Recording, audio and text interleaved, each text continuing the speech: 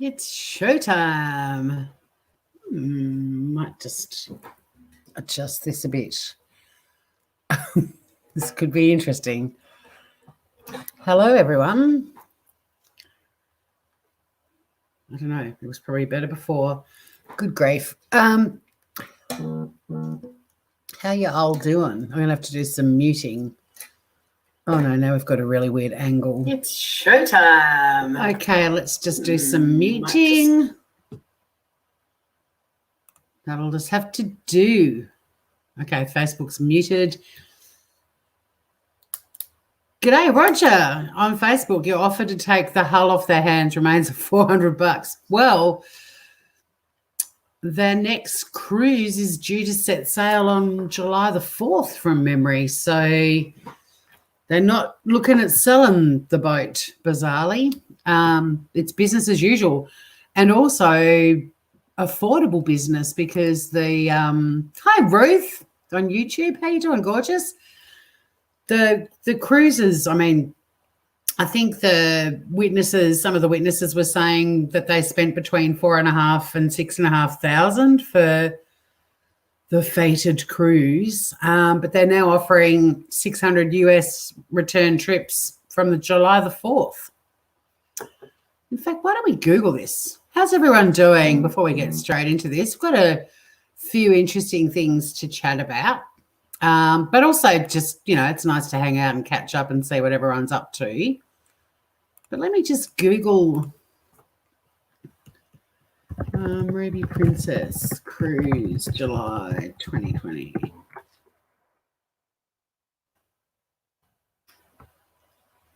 Oh, God, this is a busy website. So they're offering cruises from $120 a day.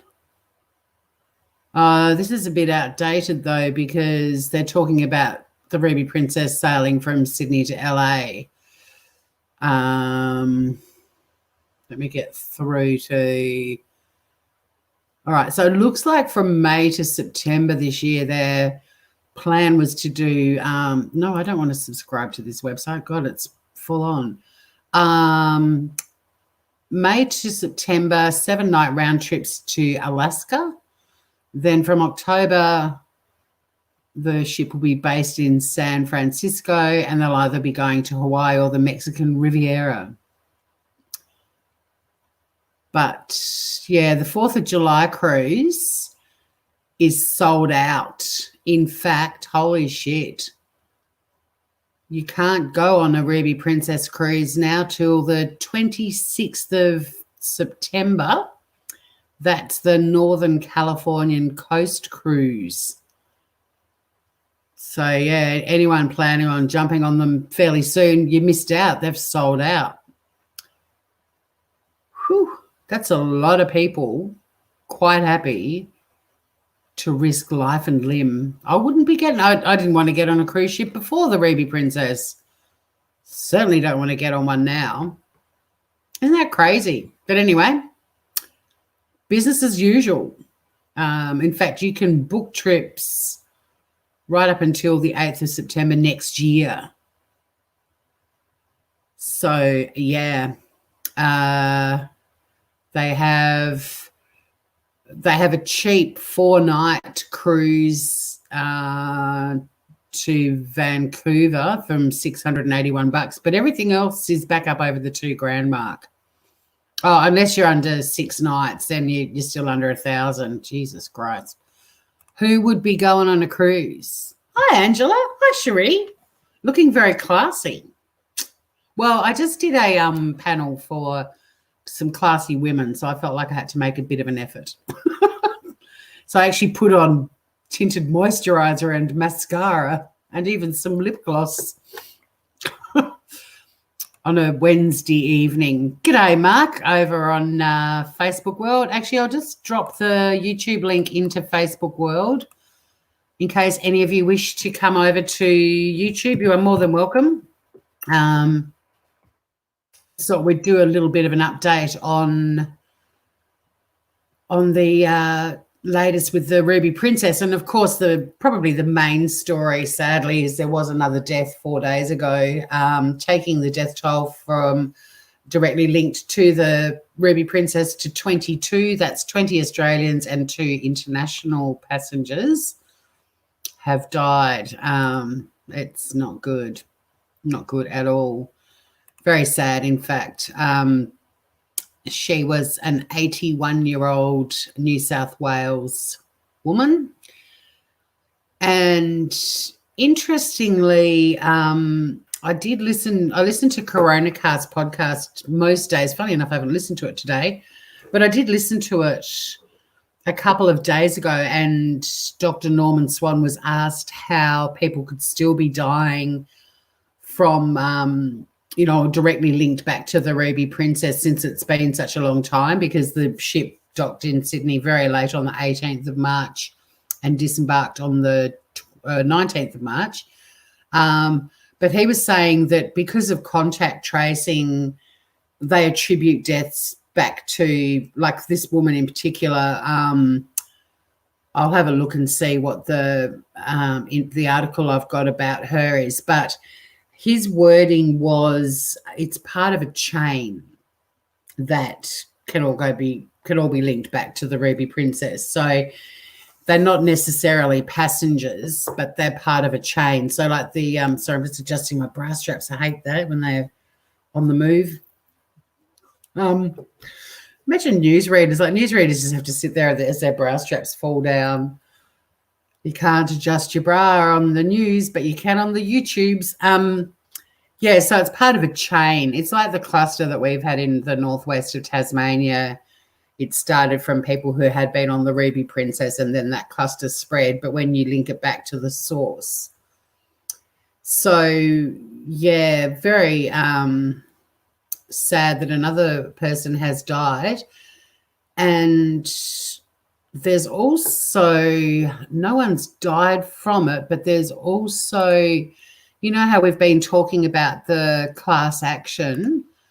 There were 19 international claims connected to the class action that Shine Lawyers is conducting, but this week, at least five New Zealanders have been added to that class action, and they were all passengers on the ship as well. Interestingly, too, the cluster of coronavirus or COVID-19 cases in Napier in New Zealand are also linked to the Ruby Princess, because the Ruby Princess docked there during the fated cruise. I always want to start singing Gilligan's Island. A 3-hour tour. It was a bit more than a 3-hour tour. So all of the passengers that were on the Ruby Princess can join this class action, but I find it quite interesting that gradually, week by week, more and more people are being added to the list. And yes, now they've got, what's this? Hang on a sec. We're going back into the rabbit warren. I always start these lives thinking I'm going to talk about a few set things, and then I find a new article and I'm like, oh. But what I was going to cover tonight was the most recent death 4 days ago of an 81-year-old woman from New South Wales. Obviously, with Australia, we've now hit 100 COVID-19 deaths.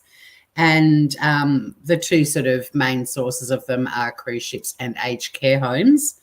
There's a bit of a controversy with The Australian this week, and an article written by David Pemberthy, who I know, so I'm really tempted to contact him and see if he's interested in maybe coming on and having a chat about that, although The Australian had to issue an apology from his article, so he may not want to talk about it. But I don't know, maybe this is the forum for Dave to have a bit of a chat about it. He won't get any issues on YouTube saying how he feels, but we'll have a look at some of the things that he said that led to The Australian offering an apology this week. A bit of an inquiry update. There's not a lot really to report on the inquiry. The inquiry is obviously continuing. It's due to be wrapped up in August, but there's no major juicy stories. But we will have a look at what's been happening there. And I've also mentioned New Zealand, and I've just noticed another article. This does go back to April that I haven't seen before, where the declarations by the Ruby Princess in New Zealand that allowed passengers to disembark were shifty as well. Not surprising. Staff on a cruise ship at the centre of the coronavirus cluster on both sides of the Tasman were aware of a passenger on board with undiagnosed influenza-like illness when the ship docked in New Zealand ports, but didn't isolate them. A health declaration from Ruby Princess cruise ship obtained by Stuff, this is the website I'm on, Stuff, sounds legit, Stuff. It's got heaps of stuff about New Zealand, ironically. But a health declaration obtained by them outlining the number of ill people on board also appears to have been sent from a port it didn't visit on a date it wasn't there. Why am I not surprised?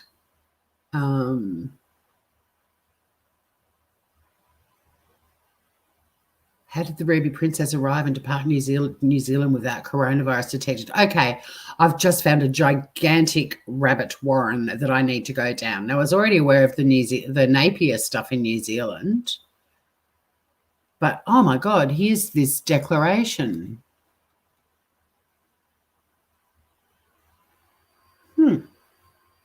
Okay. Interesting. All right. I've found a new rabbit hole to go burrowing down into while we wait for the inquiry to fire up and get juicy again. So you guys that are watching right now, are you into this? Do you like this? I mean, are you watching because you're into it, or are you just watching because it's Wednesday night and I'm live? G'day, Mel. How you doing? You're glad your camera isn't on, Sheree. Well, I'm not in my normal self-ISO outfit. I've got to say, though, the hair's not getting great. It's just in top knots all the time. Yeah, Ruth, it is a very long, drawn-out illness. I watched a couple of videos today. One was of a girl in Byron Bay who's up to like day 59. She keeps testing positive. She's had to self-isolate for 59 days.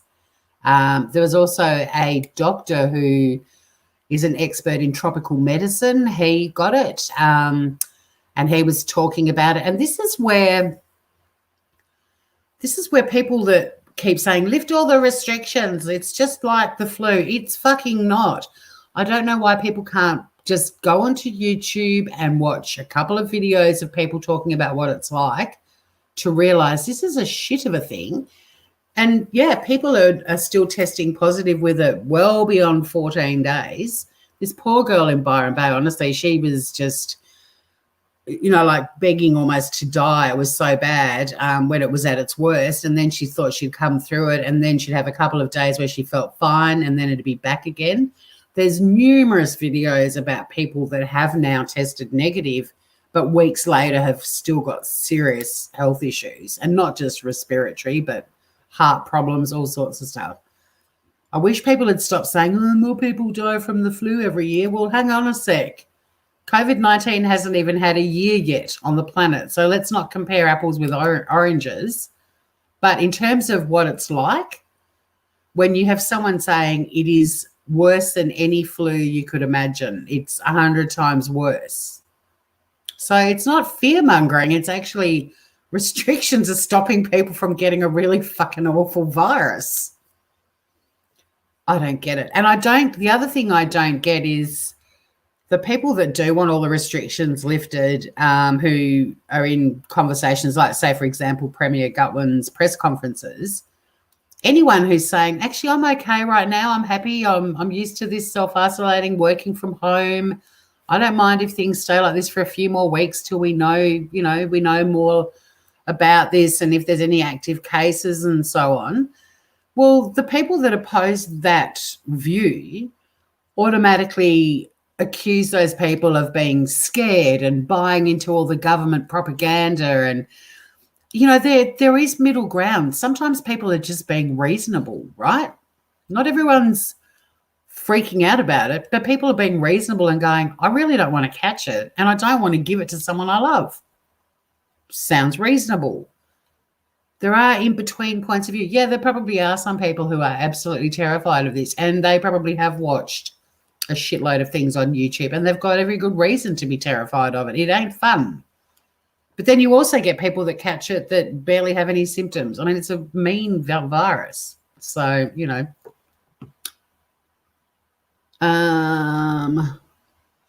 Can the contacts be included in a class action? I think this particular class action, the Shine Lawyers one, let me just check. Oh, I've jumped off that the article about it, but I think it would include contacts because if have a look and see if it says anything here. I mean, this article definitely does say that the passengers can all be part of it. Shine Lawyers class actions practice leader Vicky Anzulatos said all the passengers would be eligible to join the class action. That was just a mention of it. Just go back to chat. I saw Mel saying you're just here. What's this?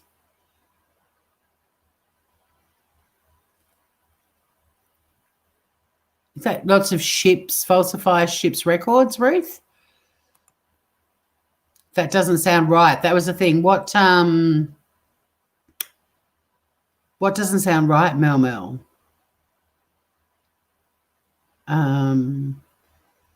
Let me just go to the Shine Lawyers page. Let's just all go burrowing into a rabbit hole. This is fun. And thank you, Cherie. I love that people are interested because it is interesting and it's going to get more interesting. Now, you think that class action would be on their main page, wouldn't you?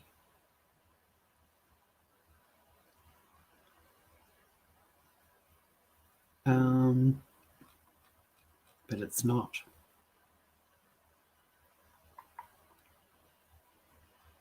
We're here for you through COVID-19. But this is more about, what they're doing, working remotely, looking after their staff and all of that sort of stuff, following the government's guidelines. Where do I find the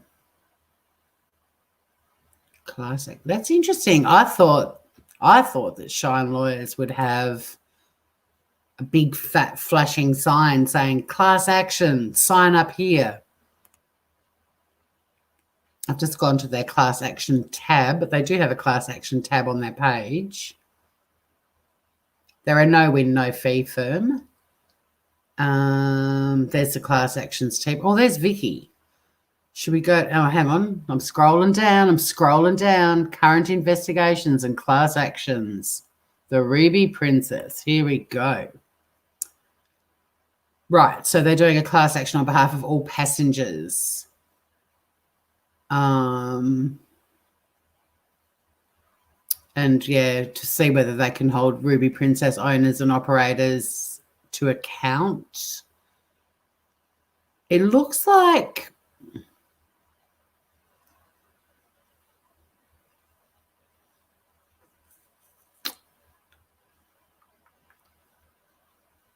we've received many inquiries from passengers on board the Ruby Princess. We'll continue to take inquiries from all passengers, irrespective of whether they contracted COVID-19 or not. If you're one of the 2,700 passengers, we encourage you to register for the Ruby Princess coronavirus class action investigation so that we may determine the legal avenues that exist. I better not register. Can I register if I'm from New Zealand or overseas? Yes, you can. Okay, I've contracted COVID-19 as a result of a relative picking it up. Can I join the investigation? They are certainly considering these cases and encourage you to reach out to our team. so we can assess whether we're able to assist you to access compensation. They're saying the disclaimer is the concern they've got is it might be difficult to prove that contracting coronavirus was a direct result of getting it from a family member. So obviously the sort of chain of contact and so on would have to be established, but it hasn't been ruled out to answer that question. And if you are a family member of someone who died after being on the Ruby Princess, then your family, the deceased estate, can be a party to the action. Hang on, I'm just going to tell my phone to stop talking. We'll just chuck the do not disturb button on, which I'll remember I switched off 3 days from now. But why isn't my phone ringing? We've had do not disturb. Here, we'll turn it back on at 5:55 a.m. I didn't know I could do that. I always just say till I turn it back on. All right. Hopefully that'll stop the buzzing. So there you go. That's in answer. That's responding to that other question.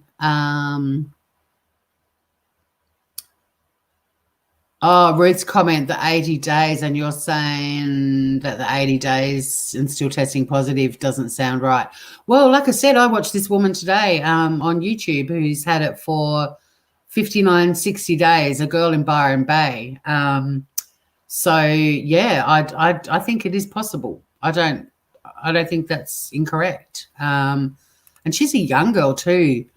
And gorgeous, lives in Byron Bay and was tending to her beehives whilst being interviewed. And I was thinking, because I'm allergic to bees, I was thinking, shit, you've got COVID-19, but you're handling something that could kill me. Not your COVID-19, your bees. I mean, the COVID-19 could too, but you know what I mean. Hi, Kate.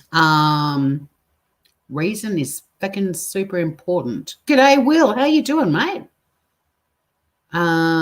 Reason is fucking super important. I don't know what you mean, Kate. Come over to YouTube and explain yourself. Mel, we've had cases where they were negative when initially tested with symptoms, have been retested and are carrying the antibodies. Actually, there's an article, one of the articles I was going to have a bit of a flick through, I just found talks a little bit about testing and so on. So I might have a look at that and see what they're saying, but I did scan quite a few new articles. I kept putting this live off because I wanted to go live when the 22nd person died, and I was waiting for some more inquiry juice, and then I just got crazy busy and suddenly I was like, shit. But I did Google for latest news and there wasn't actually a lot since I was originally planning on going live. So there is an article floating around that we'll have a look at in a minute about testing. Very few people percentage-wise have caught it yet, or at least that we know of, yes. Andrew, I'm with you. And how are you, gorgeous? Yeah, I still can't believe they were allowed to leave the ship either. You like whatever I talk about. I'm just a groupie. Oh, Mel, thank you. That's cute. It's cold here today too. Oh, your iron's low. Mel, you need to eat spinach and make sure you have some vitamin C at the same time to break it down. Break it down now. But, yeah, anyone over on Facebook, G'day Groovers, you are more than welcome. And besides, you're on a delay. I was still adjusting my bra straps the last time I looked over there. So come to YouTube. Come to real time. So with our latest fatality, I do have some articles of some other witnesses. I'd like to do a separate episode on their testimony because, or it's not testimony, but their statement interview, because one thing that's really consistent is that every single passenger that's spoken out about it, there are very specific details that all of them are consistently repeating. So I'm finding that quite fascinating. It's sort of like the passengers so far that have spoken out are all very clear on certain things, whether they're people in their 40s, their 80s, whatever, they've all got identical statements in some respects. So I'd really love to do a recorded, because I get too waylaid with lives. Lives are great fun for me. I love it, especially ones like this where we're just sort of scanning over some of the news. But I'd really love to do an episode where I just match up all of the consistencies in different passenger statements, because the first couple of passenger statements, like our friend Marie, who, what did she call it? The Death Ship or something similar to that, the Death Star, no, whatever it was. But she was the first witness statement or interview that I read, and every other one that's come out since, there are specific points that they all agree on. So, yeah, it's kind of interesting, because if they are called to give evidence at the inquiry, and presumably they're going to have to call some passengers, it'll be interesting to see what comes out of that.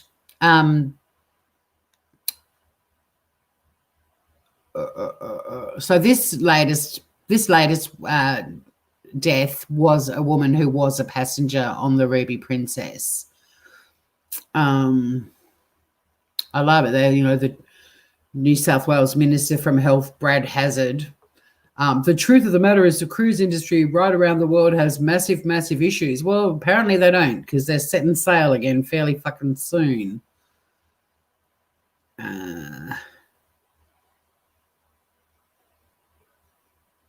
I mean, the Premier's, Gladys Berejiklian's doing a lot of, look at us, we've tested over 8,000 people. Yeah, you can polish a turd, Gladys, but you can't, you can't polish a turd, but you can roll it in glitter.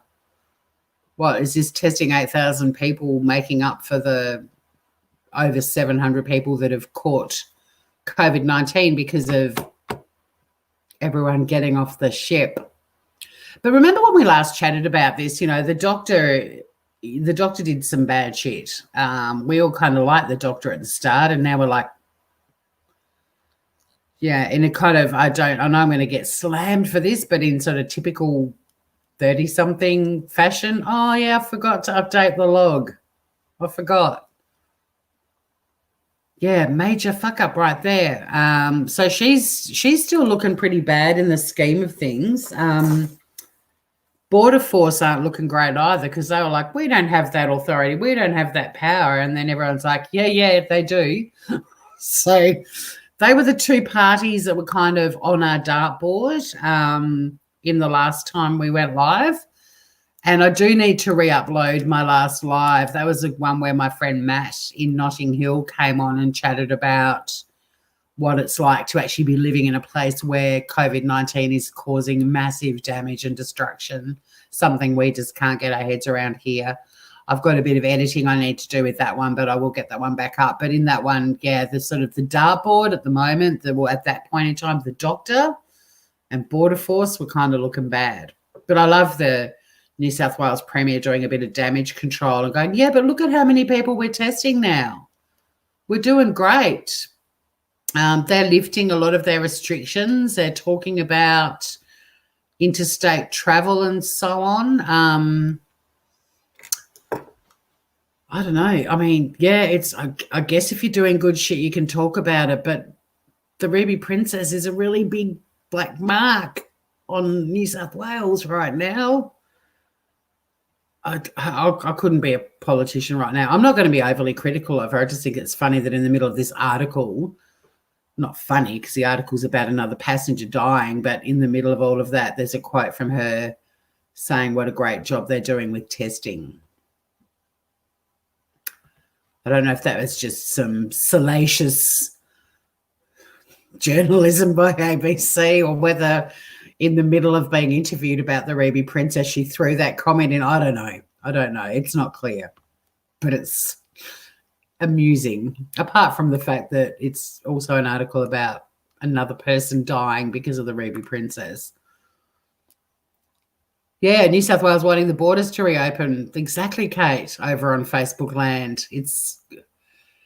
Let's all start travelling again. Let's let cruise ships return to our harbour. I don't think that'll be happening anytime soon. Glenn, are they going to interview every passenger? I doubt it. I doubt it. I think, I don't know how they'll select them, but to interview, 7,000 passengers, they've obviously got to interview some more crew members as well. There's obviously going to be interviews with more government, state, possibly federal, more border force. There's no way that this can be wrapped up in August with all of those witnesses, you wouldn't think. I mean, maybe we'll go over to...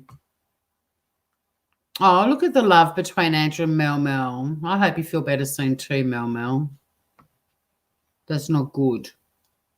We all want you to feel better. Yeah, the glitter turd.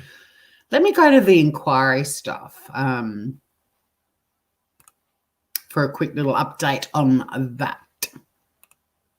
But yeah, I don't think they could possibly interview everyone, Glenn. I think there's not a lot of really new news about it. The most recent article I found is 6 days old, which it's still talking about all the reprehensible shortcomings with the whole debacle, and also the crucial people that forgot to relay the crucial information. So I can have a little read of this. This is from the ABC News website as well. And this was before the last death, so it is reporting 21 deaths. So I'll amend it to be more contemporary if they mention that again. But it talks about, it says, a drab hearing room less than 2 kilometres from Circular Quay has provided the backdrop to an inquiry onto how the cruise ship became Australia's largest source of coronavirus infection. Over 6 days of hearings spread over several weeks, the key players in the Ruby Princess saga have been grilled over their actions in the hours before the now infamous cruise ship docked in Sydney on March the 19th. So they've only had 6 days now. Remember, we all freaked the fuck out because I started this podcast special series and we're like, oh, looking forward to the inquiry. And then bang, it happened. It was so cool. And all the, the Premier of New South Wales, everyone's going, holy shit, what are you doing? And we wanted this to be private. And Brett Walker SC's like, this won't be fucking private. And yep, we surprised you all. Here we go. But only 6 actual days so far. So that's why there's not a heap of info yet. But if that's the case, if that's sort of a pattern, then, yeah, there's no way every passenger is going to get interviewed. They're doing a bit of a wrap-up of what happened in the 6 days so far. So remember we talked about Kelly Ann Ressler. She was the epidemiologist from the New South Wales Health Department. She got grilled and cried. And that poor woman is probably going to have, will have the deaths of all of those people pressing on her for the rest of her life. So sad. I mean, you've got to get the evidence out. But, yeah, she was grilled and she admitted it was unsatisfactory what they did. And, yeah, that was bad. So, yeah, she was memorable, I think. Most people, if you were following it and saw that, would remember that. And that led to ScoMo, our Prime Minister, Scott Morrison, who is apparently really good buddies with Brett Walker, and they're both Hillsong members, to have a go at Brett Walker SC saying, that wasn't nice. You made her cry. You're a bully. Well, he didn't actually say that. He said you need to reflect on your line of questioning. It was out of line. Brett Walker was like, don't give a fuck. Got an inquiry. Got to find shit out. The inquiry's heard of confusion, concern and conflicting accounts of the key moments before 2,600 passengers disembarked, despite signs of illness on board and pending test results. It heard an assessment of the ship as low risk by New South Wales Health was based on illness figures that were up to 18 hours old by the time it docked. So just on those two things, I think the passengers, some of them have to be interviewed for sure about the disembarkation. And they'd have looked at in quite a lot of detail already the pending test results. And that was the doctor that we were all like, isn't she great? She's so cool. She's saying that they should have waited till the test results were back, and she wouldn't have let anyone get off the ship until the test results were back. And then it came out when all of her statement came out that she hadn't filed a recent up-to-date log. Dr. Ilse, I can't remember her surname, von Wartsdorf. The first day of her testimony, we were like, go, you good thing, because she was like, there's no way I would have let people off. The test results had to come back first. And then it turns out she bloody submitted, well, she didn't submit the updated log. And then they let everyone off the ship using the old outdated log. These are some of my notes, people. I really need to sit down and sort them out. But yeah, Dr. Ilse, bit of a fall from grace. I'll pop over to chat again, see what's going on.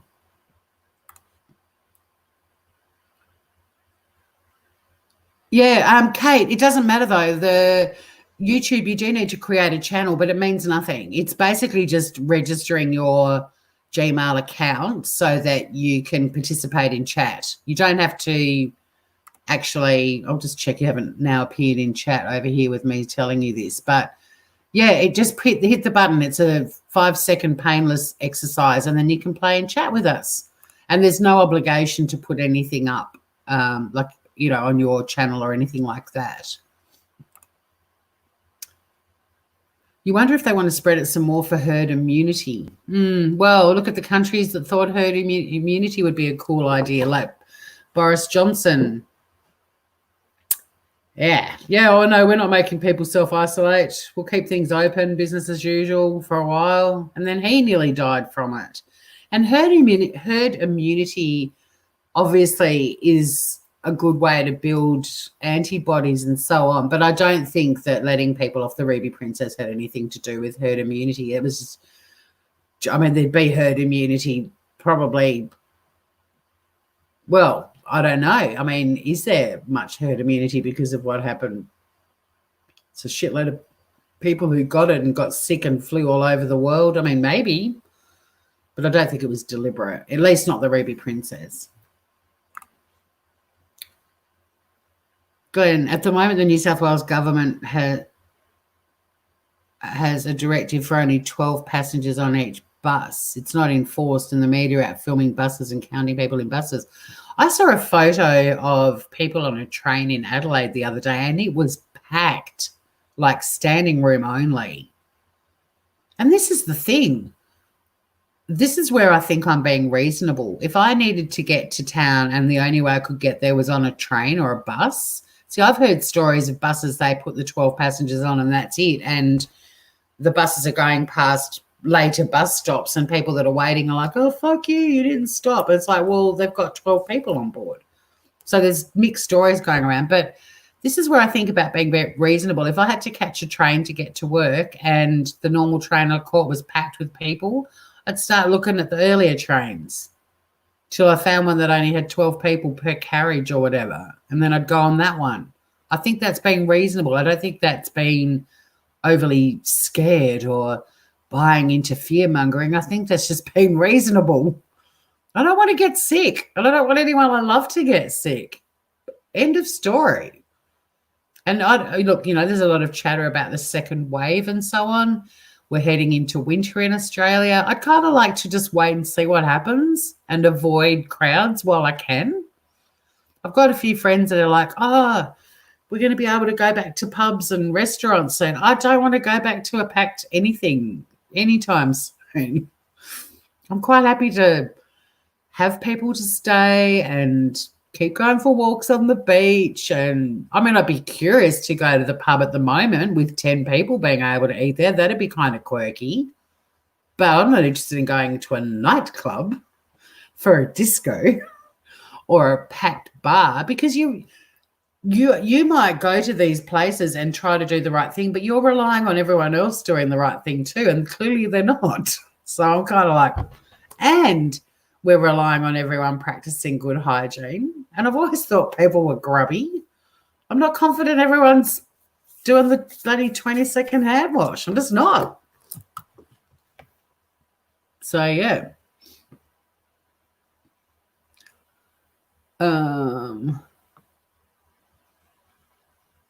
I realised when I was rambling then that you probably weren't about the boat. I'm with you, Mel. Sorry.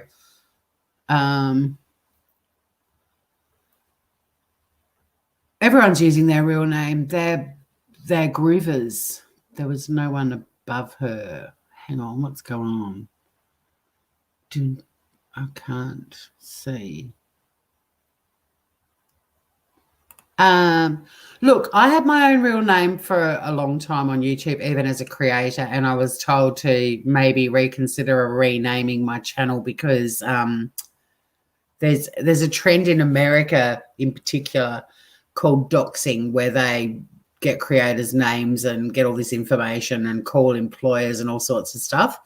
If you're comfortable, it's very easy to change your name on here, and quite a few people have done that. I mean, I think you're fairly safe at the moment in my channel. I wouldn't panic too much, but on YouTube, when you've created your little channel where your little icon is, like it's a little circle up in the top right-hand corner, there's a manage your Google account, and I won't click on it because it'll send me into the stratosphere, but you click on that and then that will take you to where you can change your name. So you can be Cherie by the Sea, or no, we've got Jules by the Sea, but you know what I mean? You can change it there. Yeah, Glenn, I think you're right too with the mutation. I mean, there's probably herd immunity for the original strain, but yeah, the mutations. It's such an interesting time to be alive. The things we're learning, like I'd never said epidemiology in my life until this, and I love that word. Isn't it a great word? Epidemiology, it's sexy. Like if I had a scientific brain, I reckon that's the area I would have gone down. I mean, isn't that the wrong word? I like pandemics. I'm fascinated by them. I did a lot of school projects on the Spanish flu, or essays, things like that. I studied Spanish flu a lot.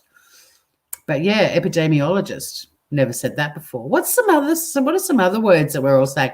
Well, coronavirus, because all viruses are like flu-type viruses are coronaviruses. But up until this one, we'd never heard of it. Because remember when all the stories start breaking and everyone started posting Corona beer memes and GIFs on their Facebook pages? Coronavirus wasn't commonly known outside the medical profession, which is why I keep trying to say COVID-19, talking about this particular one. But yeah, COVID-20 and probably 21 and 22 are probably all, well, I don't know what they can call those. I suppose it could be COVID-20. Maybe there'll be a 20.1, or maybe it's COVID-19.2. I don't know. I mean, the 19's for 2019, so do they do points? Like if there's a COVID-20, can there be a 20.1, 20.2? I don't want to see this fucking mutate too much, really. But it could, you know. It could. It's a teenage mutant COVID virus. Yeah, there I said it. Yeah, that's good advice, Mel. Glenn, I'd wait for an empty bus. I'd walk, mate. I'd walk. All right, Kate's got things sorted. Although you might be happy over there. I can keep popping over to Facebook and saying g'day to you over there. It's just cozier over this side, that's all. Mosh pit. I'm going to miss that, man. This guy just came around the corner. I live on a very sharp, like a right angle bend. Obviously doesn't know the street very well because he just did a bit of a up the road, bit of a fishtail. Yeah, mosh pits. I love being in mosh pits. It's so stupid. I'm so old and I still get into mosh pits. I love them. But I ain't going to be moshing anytime soon. Mel. I've just noticed your little picture. I haven't seen that before. That's awesome. Psycho Kitty. Yeah, look, there are nutters out there, but you'll be fine. You'll be fine, Sheree, honestly. If anything bad happens, we'll just drink a gin and tonic and laugh about it. Not many pubs have open, and why would they? 10 people would not pay the bills. Exactly, unless they're really small pubs that only have tables that fit 10 people anyway. There's a few little restaurants and cafes that are opening in Hobart. Because of the social distancing, 10 really is their maximum, and it's just one person on that's like cooking, getting the drinks and serving them. So, you know, the pubs down where I live have been doing takeaways, which is great, and that's kept them going the whole way through it. Mel can't help it again. Yeah, but Mel, we know a bit more than most. You can all change your names if you want. You're fine now, but it is super easy to change it. You can do it while I'm still crapping on if you want to. It's not hard. The hardest thing is coming up with what name you want to have.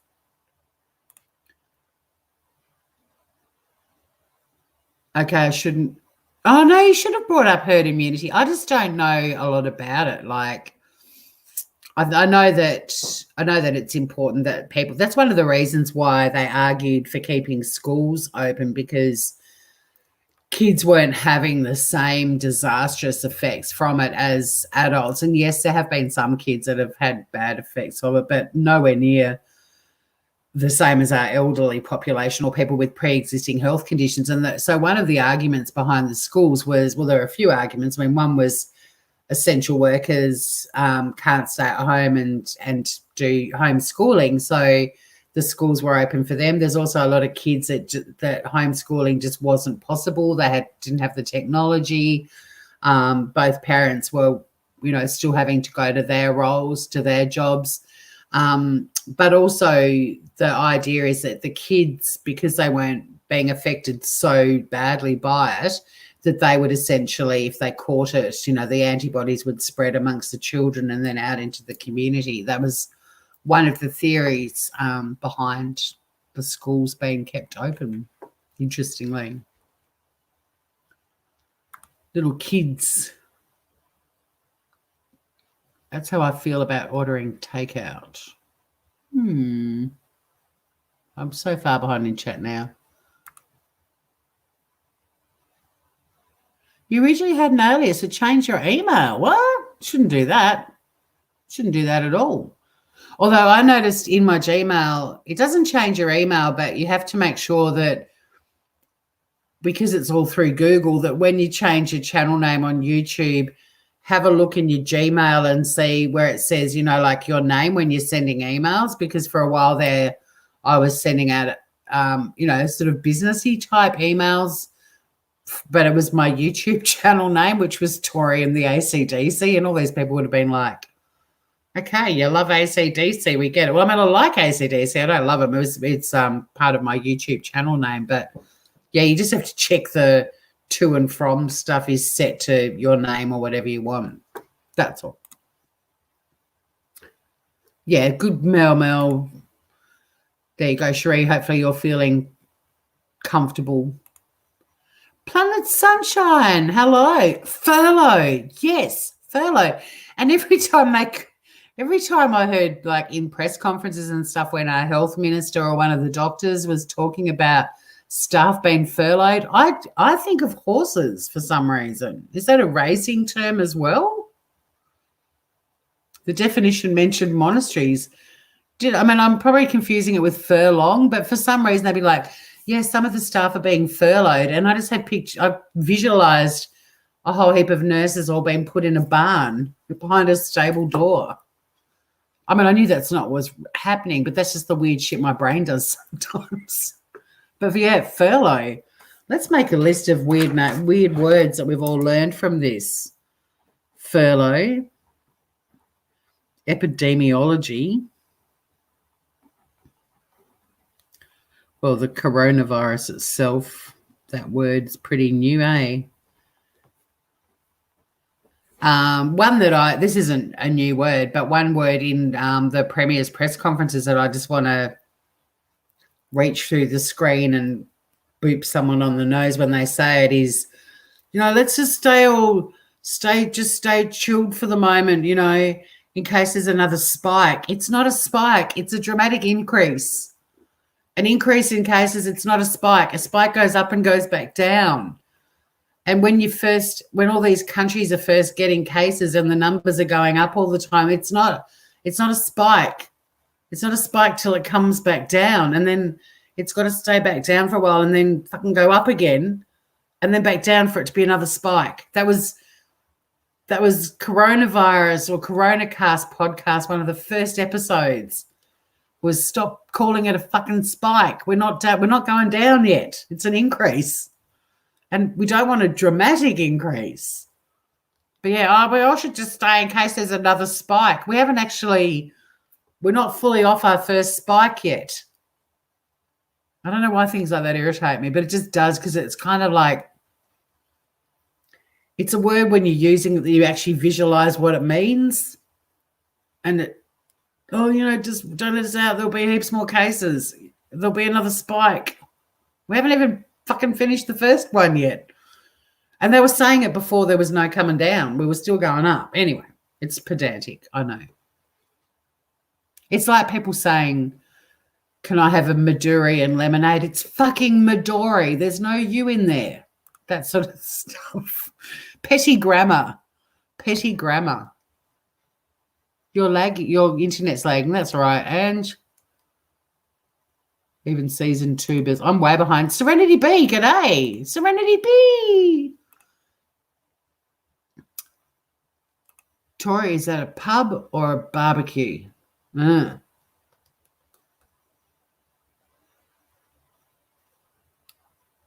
What are we talking about there? It's confusing, though. If you're talking about the numbers of people that can go to things, like you can now have, is it 30 people at an outdoor funeral? That's coming up soon in Tassie. And I was like, that's great, just in time for winter. I've been to 2 virtual funerals during this self-ISO thing, watching from the interwebs. Which was weird, but still grateful for technology, still grateful to be there, even if it was a bit odd. And I got fully dressed up, sat right in this very chair and watched these funerals. But yeah, the Premier the other day saying soon you'll be able to have 30 people at a funeral, and as provided it's an outdoor one. Put on your beanies, everybody. Who doesn't love burying grandma in a tempest? Like, fuck. If they said, in Queensland you can have up to 30 outdoors, no one would bloody bat an eyelid. But when that was said for Tassie, I was like, awesome. That's going to be fresh. Although being Tassie, we do love a good fire pot. Everyone would probably get their own personal fire pot to stand in front of at an outdoor funeral. Bizarre. But then you can only have 10 people in a pub. Yeah. Oh, Serenity B misses you, Mel. That's cute. I think everyone's under control over on Facebook. It was just Kate. She might still be over there.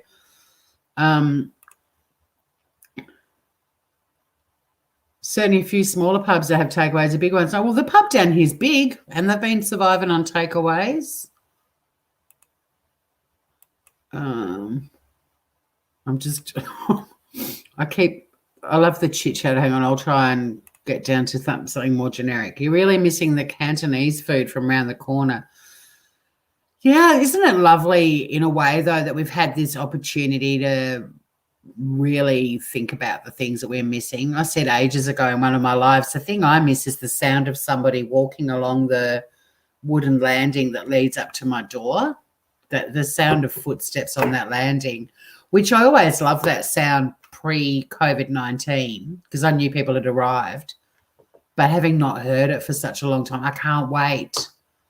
I mean, I've had a few deliveries for things that I've ordered online, and I've had my lawnmower dude rock up, and what else? A couple of people like tradie sort of stuff, but yeah, I can't wait to hear the sounds of familiar footsteps on my landing. That's what I'm hanging out for. Ruth, I thought furlough was a military term. I liked the monastery thing, furlough. What other new words have we all learned? Leave of absence, especially that granted to member of the services or a missionary. Yeah, there you go. So we've covered both. Furlough. But what other words? Anyone else? Can anyone else think of any? The new normal. The new normal. That shits you. The new normal. Well, yeah. The word normal shits me anyway, because what really is normal? But yeah, the new normal. What did someone else say the other day that when we get back to the way we're never getting back to the way we were. Like, and I'm not meaning like literally we're all going to have to, I mean, it doesn't bother me if we all have to stay 1.5 meters away from each other for the rest of our lives. Bring it on. I hate personal space invaders, so I'll be quite happy. But it's never going to go back to the way it was. It just isn't. Everything's changing, and so many things are changing for the better. Why would we want to go back to it? Like, the world was about to implode when this thing broke out, and it's made, nature's recovering. Big companies are going, oh, maybe we don't need to pay high-end rental to have 30 floors of a central CBD office building housing our staff. Maybe we can have, X percentage working from home, have a few floors with meeting rooms when we have a weekly meeting or whatever, so a lot more people are going to be working from home. There's a lot more businesses that are now like doing a lot more online trading. Communities are going back to that trading, the market sort of concept of, bartering, and people putting bags of apples out, and you go down and grab a bag of apples. I don't want money for it, but you leave something that you might have. So I might have a bunch of rosemary to leave them, or a bottle of wine. I've got so much wine in this house and I don't drink anymore. Like, things like that is a simpler life, and people just spending more time and energy on their friends and family and what matters. So, yeah, I don't want to go back. The people that keep going, I can't wait till we go back to the way it was. I don't want to go back there with everyone just on their phones, computers, busy doing crazy work hours, nobody ringing each other. I've loved how much my phone's been ringing. I love that I've always been a bit of a caller anyway, but I love that my phone rings more and people aren't just going onto Facebook and liking something and that's it. I don't want to go back to the way the world was. It was antisocial. It was frenzied. It was stressful for everyone. Think a bit, everyone's just taken a deep breath and just gone, actually, this is quite nice. I've always gone for walks every day, but so many people I know that are now exploring where they live because they're walking and getting exercise and finding out things in their area where they live they never knew about, including me. And I walk every day. So I don't know. I don't want it to go back to that. And I'm not going to call it the new normal either, because I don't think anything's going to be normal. And whatever the norm is, won't be that for very long. But yeah, we don't like that one. If I say that, I'll put 50 cents in the swear jar. Glenn, you let me know. Spikes are what police use for speeding cars. Popping flat. Yeah, so weird. When I used to get hire cars in Adelaide and I took them back, they had the spikes, which was essentially to stop people going and grabbing a hire car because they leave the keys in the car and driving out with it. But when you used to drive back in, you had to actually drive over them, and I'd always be like, ugh.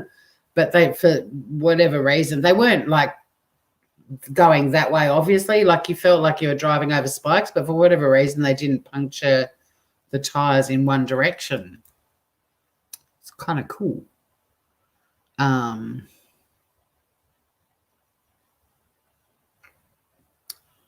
you guys are chatting. I love this. I've just got to catch up with you. Zoom. You'd never heard of Zoom before this year. Yeah, well, that would be new to a lot of people. I did know. I mean, I've got a Zoom account. I really need to do another couple of Zoom parties and get some money, get my money's worth, because now they're offering My sister and I Zoomed the other day from her end, and she doesn't have a subscription. And in the olden days, you used to get 45 minutes for free, and that was it. And we talked for, I don't know, an hour and a half. So, yeah, people like me who's paid for a subscription for a long time, I'm like, fuck, I better use it and get my money's worth. Or maybe I'll just cancel it. You'd like a Midori or a Midori? Yeah, I'm so behind in chat, Melbourne. Maybe I'll just go way, way down.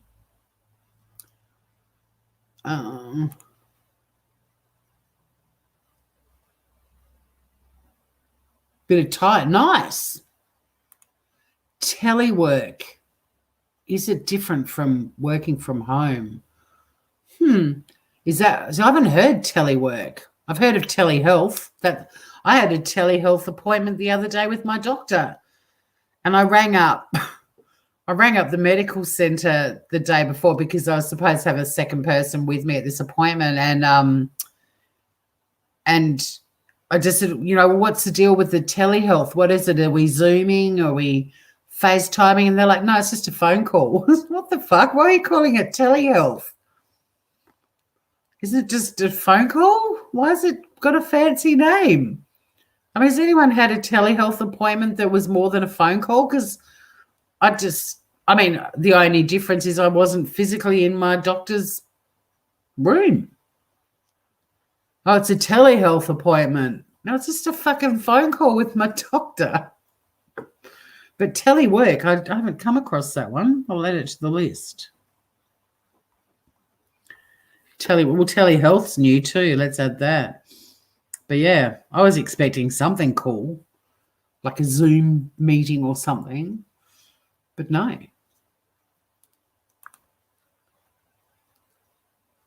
Just referring to. Oh, I know, Glenn. I don't know what I said that wasn't. Yeah, I'm behind. Lots of new words, lots of profanities. Yeah, social distancing. I was thinking about that one before, and self-isolation. They're definitely new expressions, aren't they? I mean, self-isolation probably was around a bit, but not, we weren't all doing it en masse. Would they take grown children for apples? Send them over. Hopefully I'll get 2 bags. Phone ringing, nobody loves me. But Ruth, you hang out with us online, and that's awesome too, Like, I love all the online technology that's enabled us to all stay connected, even if we're just, walking on the beach or hanging out in the kitchen. That's kind of cool. Mel, I've actually spoken to my mother. She was really into making lists when she'd hit the fan. It kept her entertained. I went with it. Cool. List of, you had an appointment with your doctor on the phone. Was it a telehealth appointment? I mean, come on. I was thinking it had to be something cool. I was like, so I just thought I'd call in just to check because, there's 3 of us involved with this. What's the deal with telehealth? Oh, your doctor will be ringing you. Oh, okay.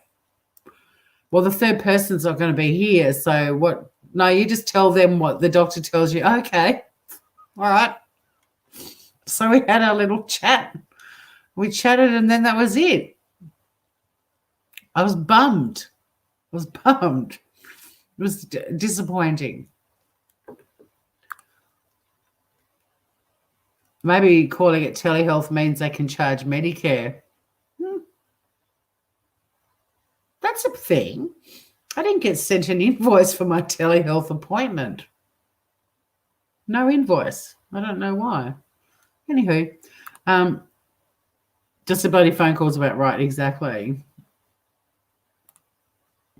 Yeah, send them to the Apple app. Oh my God, I've caught up with chat. Lists of who ran out of what. She was really excited about those lists. Oh yeah, what was that? What's that word? The panic buying. I mean, I know panic buying is probably an expression that's been around a while too, but hell, that got used a lot more, didn't it? Panic buying. Actually, let me go on to Let me go on to Urban Dictionary and see if they've got a COVID-19 terminology thing.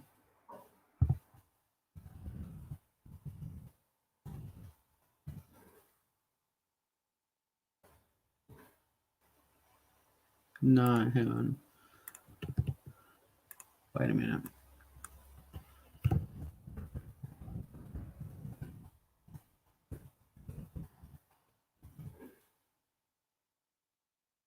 All right, I found an article.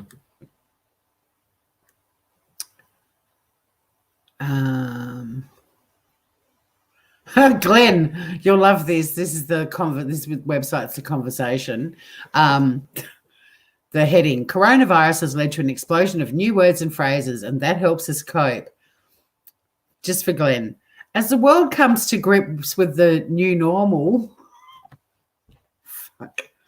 The new normal. And yeah, there's an explosion of new words and phrases, both in English and in other languages. Cool. I want to go over and see what the Vietnamese ones are. Hey, Vietnam's done incredibly well. They're like, yeah, they've kicked ass. They've kicked COVID-19's ass big time. It's great. So, yeah, self-isolating, well, pandemic and quarantine and lockdown, key workers. Well, there's also the frontline workers. And again, I mean, I haven't even heard key workers. They're kind of referred to as frontline here. And normally, though, frontline would be a military term. But, you know, I guess this is a war, right, against a virus. But, yeah, frontline, COVIDiot, a person ignoring public health advice. Co-video party. See, no one says that. Co-vexit, a strategy for exiting lockdown. Nah. The Rona. That's definitely one where people can't be fucked saying coronavirus, so they say the Rona. Have you caught the Rona?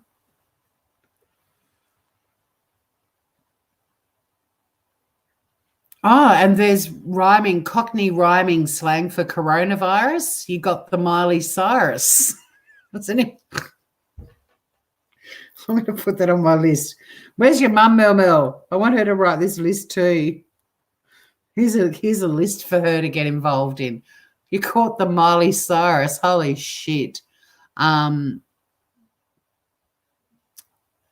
Here's another one that I haven't heard, Blur's Day. Instead of saying Thursday, Blur's Day, or, you know, every day is Blur's Day.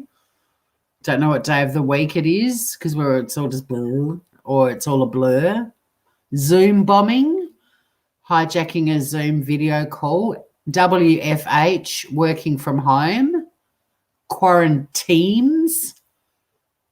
And I had beautiful, she used to be Joey the Vag, in my chat really early on, who came up with the expression quarantinis. And we're not talking martinis, teenies, TEENIES, quarantinis. 2033, all the babies that become teenagers in 2033 that were conceived in 2020 are quarantinis. That was a clever one. That didn't take off, and it should have. But it happened on my channel first, unless she did it somewhere else or she pinched it from somewhere. But even the martini quarantinis, we were talking about that a long time ago. But, yeah, Joey the Vag, quarantinis, I thought that was genius. Every time I see WFH, I think of my brother because his initials are WEFH, so it kind of looks almost like his name. Lots of war metaphors, yes. A lot of this stuff I'm not getting. I think this is an English website. Then they've gone into all this other shit. Well, that was a bit disappointing. That wasn't as cool as I thought.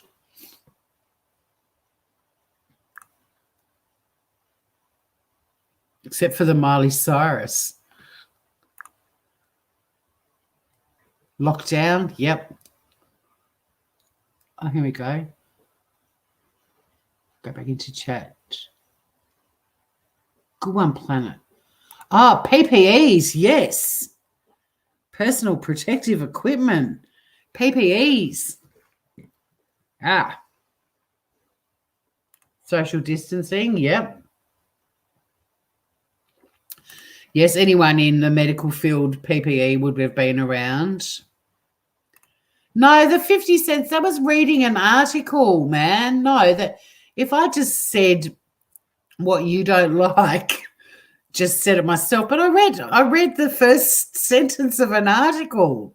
It mentioned your buddy in it. I'm not paying 50 cents for that. A 3D mask. Although isn't there a dude or lots of dudes that are making masks with their 3D printers? I'm sure there are. So your mum might have actually been a bit before her time.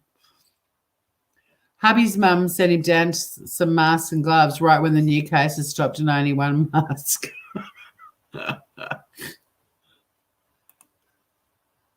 Quarantinis for babies. Lockdown. Zoom bombing was an issue with my work. Some random just joined and caused havoc. Yeah, it got them into a heap of shit. But that was quite early on in the piece, wasn't it? And they got on top of it pretty quickly. They had, if you weren't already like a verified Zoom user, you had a PIN number. Like the day I had the family gathering for 30 people, about 15 of them had to use the PIN and the others didn't because they'd used Zoom before. Zoom bombing. I'll put that on the list too. Can't believe though this rhyming slang, Miley Cyrus. You remember it. You love quarantinis. Yeah, it was a while back, wasn't it? It feels like 300 years ago. Yeah, random doing the nude flash. Yeah, no 50 cent, Glenn, no 50 cent.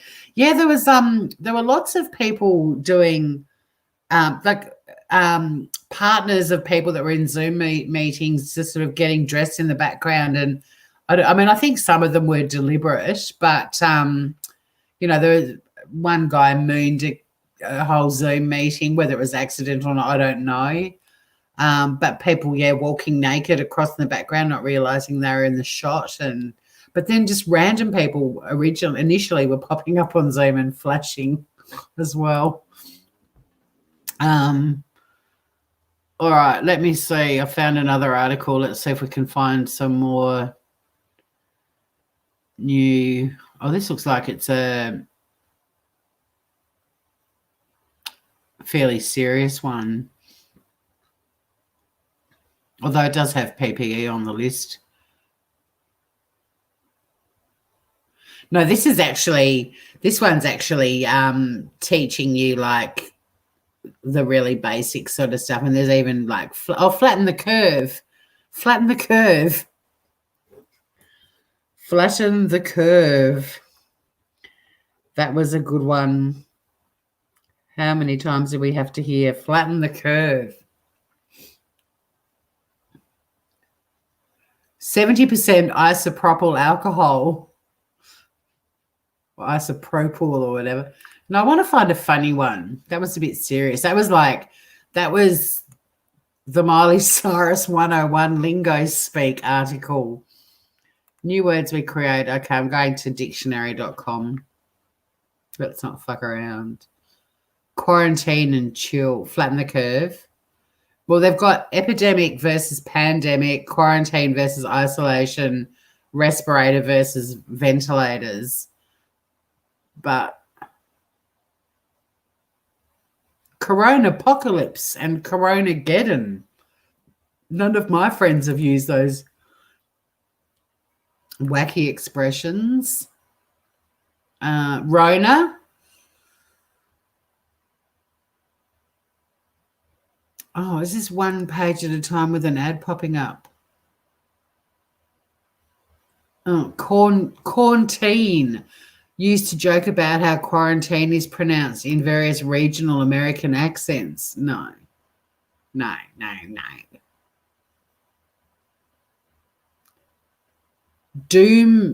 doom scrolling and doom surfing. So like on your phone when you're scrolling through Facebook and all the angry people, and doom surfing, like trying to find something on the internet that's cheery. But again, no one's doing that. I'm still stuck on the Zoom interruption.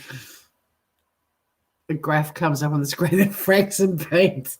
Now you have to go and cook sausages. Speaking of flashing on Zoom meetings, they'd have to be on YouTube now. I don't want to play any in case I get a strike, but there'd have to be a heap of videos of people Zooming with nudie, Rudy runs happening in the background.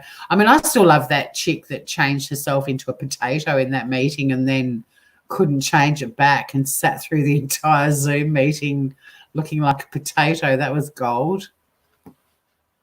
God, we're over an hour in and we haven't really covered much at all. But that's okay. I might actually do some recording and do a couple of episodes because there's no real there's no major updates. There's a lot of rehashing the inquiry, and I'm going to be doing a full inquiry update or a chronology, of what's happened so far. The Dave Pemberthy thing, I might even see if I can get him to come on live with me and chat about that, his article that led to the Australian apologising. I'll just give you a bit of a teaser about that because honestly, if I could get him to do it, I just don't know if he's been silenced. Oh, and the Western Australian Premier, damn, Mel's gone. The Western Australian Premier had a dig at the New South Wales Premier like only an hour or two ago, basically over the border closures. And what did Mark McGowan say? The New South Wales and federal governments want interstate borders to be reopened. And he said, I'm not going to be bullied by the state that allowed the Ruby Princess to disembark. So he gave Gladys a massive fuck you. This was only like 4 hours ago. That's a great story. I love it. He was the one that Mark McGowan was also the one that ages ago. Remember all the cruise ships that were off WA? And he was like, they're going, please let us disembark. And he's like, fuck off from whence you came. Like he didn't say fuck off, but he might as well have.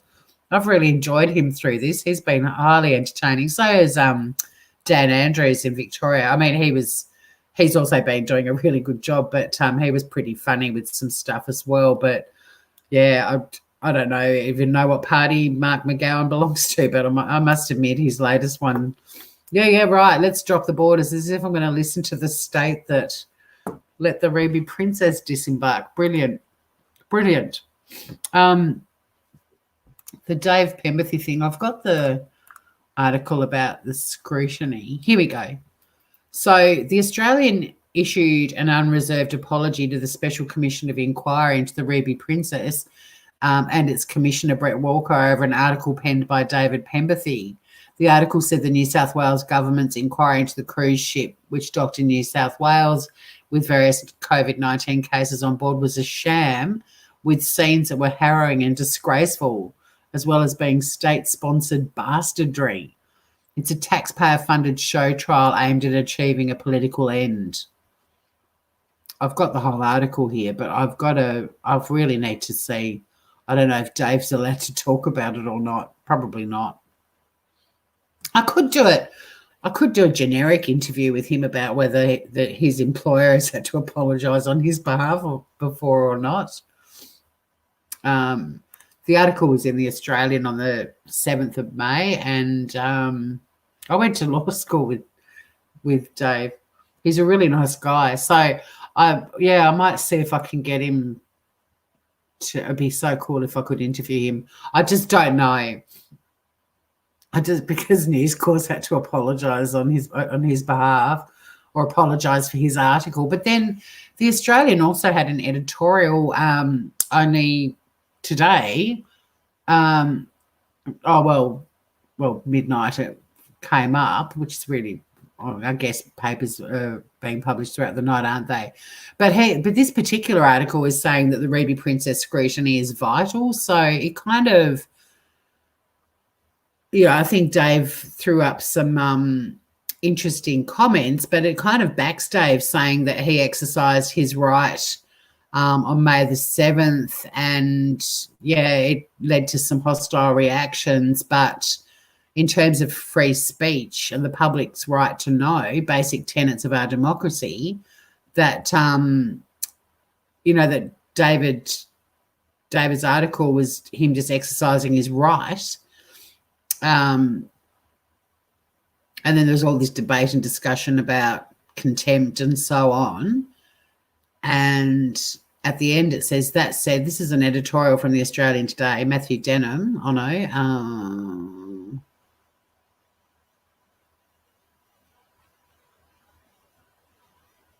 why is that not attributed? But the very last sentence, that said, free speech, like the perception of independence and impartiality, is fragile indeed. It must not be allowed to become a casualty of the coronavirus crisis. So it's kind of interesting, that one. I'd really like to speak to him. I wonder if he'll be able to. That'd be cool, wouldn't it? Bit of a scoop for the Smooth Criminal podcast channel. There's no harm. I might call him and just have a chat with him and see what he says. But, yeah.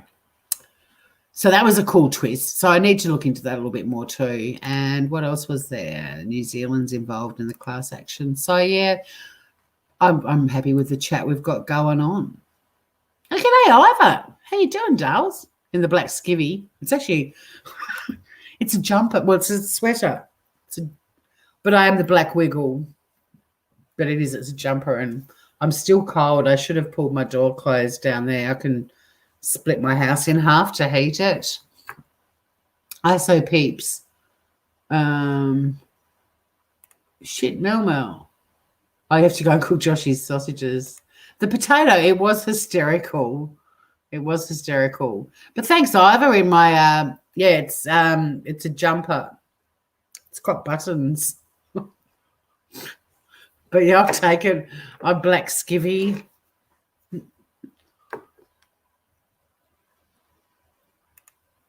You're cute. Thank you for that. I am the black wiggle. When I put it on, I thought I do actually own skivvies. I'm not a skivvy snob. I actually need to get some new skivvies because I've got 2 black skivvies that I wear a lot in winter, but they've both got holes. They get the moths. Not that I don't have mothballs or anything, but something, little tiny moths that get into my walk-in robe every now and then. The only thing they really like is the skivvy fabric. Oh, no, they like any kind of softy, T-shirty material fabric. They put millions of holes in my favourite top that I bought when I was in Vietnam. And honestly, being my size, it's really hard to buy anything in Vietnam that fits. Everything was so tiny, and I found this top and it just became my favourite thing in the whole world. I've refused to chuck it out. It's my gardening top now, but it's got so many moth holes in it. See, I'm in the market for a few new skivvies. I just don't want to go to Kmart anytime soon or Target because I've heard people are flocking there in the droves. I might make a note to do some online shopping tomorrow and get some skivvies. I've discovered the joy of online shopping. Not that I've bought anything like excessive or crazy, but there's things like my knife block had a little split in it, and it was really pissing me off months and months before the Rona, before the Miley Cyrus hit town. And when you're at home, I'd come home and cook dinner and be like, oh, I've got to get a new knife block. And then I'd forget about it till I was cooking again. But the other day I was like, for fuck's sake, and it's getting worse and worse as time goes on. It's like, just get a new knife block. So I'm not buying anything excessive, or I'm just replacing some shitty things that are beyond being fixed with gaffer tape or blue tack. But yeah, I might see if I can get me a few new skivvies. I love a skivvy. A lot of people hate turtlenecks wearing things, and I love it. Love it. Yeah. good timing there. We are finding more online everything, new way of the world. Oh, Dale, you wouldn't be able to tell it's a jumper. It looks like a skivvy. I wasn't having a go at you, but I was just explaining that it's a sweat. Well, if it is a skivvy, it's a fancy one. I don't wear this one very well. It's not long enough. It doesn't fully. It'll cover my belly for a while, and then it rides up, and then I'll get home and be like, do not wear that again. But I do wear this under things usually. You know, I wear a lot of tunics in winter, and I love having a skivvy. I like the sort of A-line 60s tunic with the turtleneck. Kind of that girl. See you, Cherie. Thanks for joining us, gorgeous. Shit, anyone on Facebook? No, it's all quiet on the Western Front. Actually, it looks like it's frozen. Oh, no, I'm chewing on a pen. How often, like, touching your face? I mean, it's not a new word, but, you know, the statistics were like we touch our faces between 22 and 32 times an hour. And I was like, no, we don't. I touch my face so many times in 10 minutes, I reckon.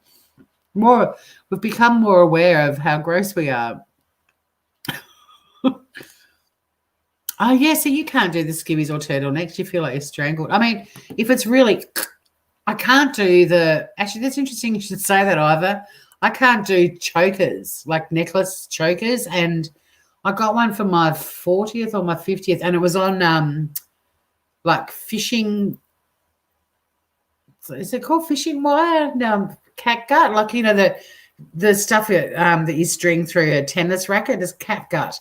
And I just couldn't wear it. And I wore it a couple of times and thought, if anyone pulls this, they could just garrot me. And then I bought a beautiful necklace in Adelaide a couple of years ago, and it's just a little cube of wood and a little blue ball. That's it, just side by side.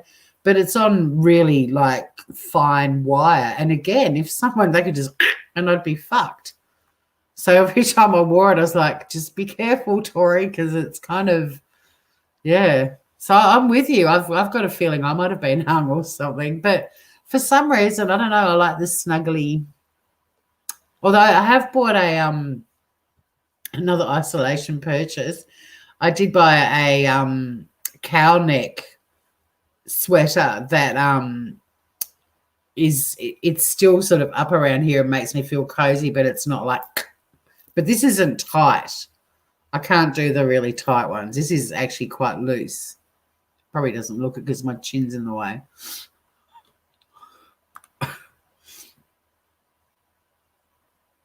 When you're a kid, skivvies were knickers. In the UK, were they, Ruth?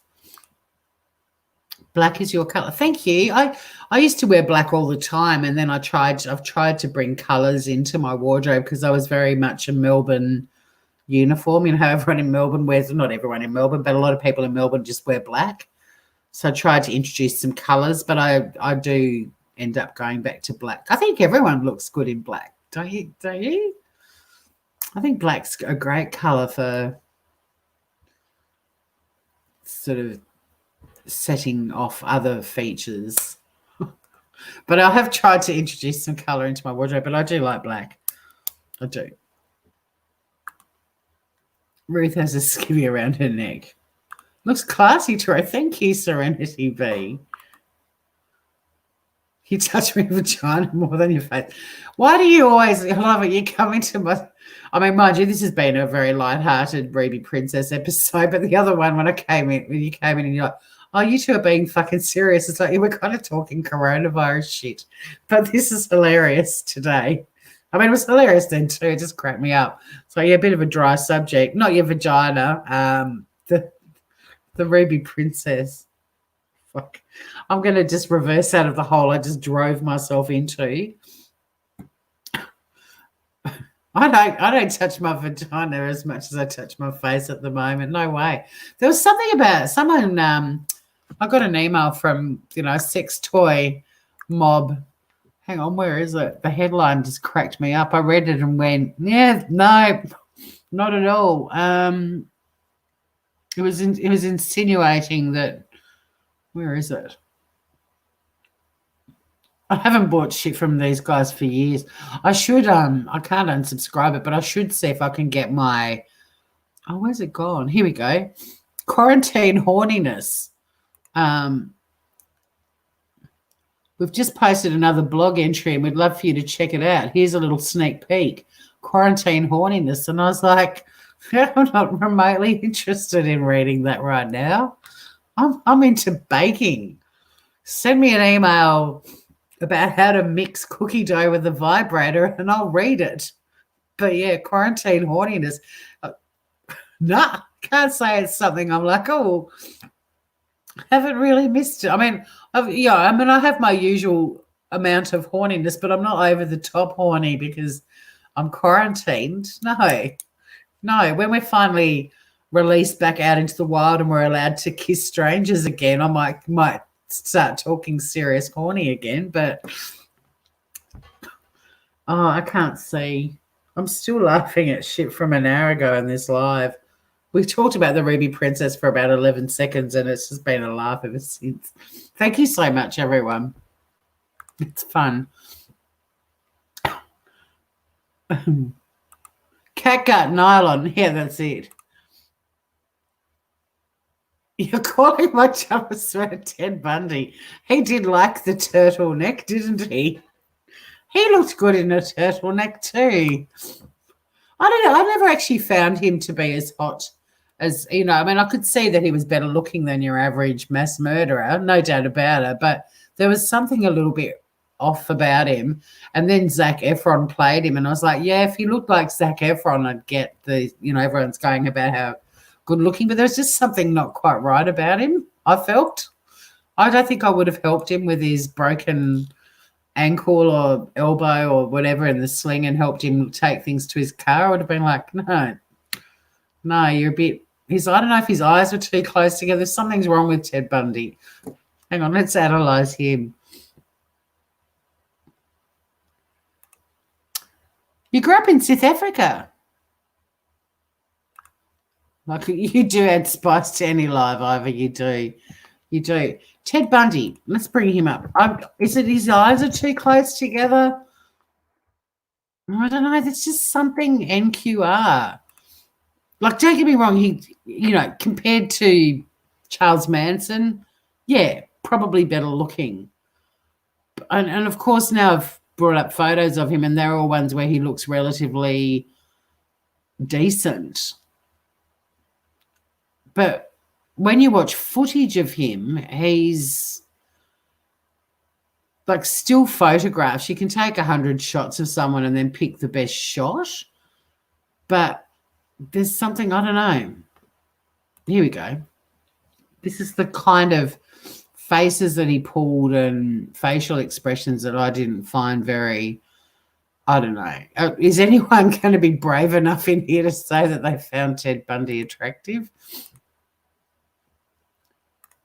That's the next question. So, like, seeing that photo... I've just remembered when I touch on this stuff, it doesn't necessarily...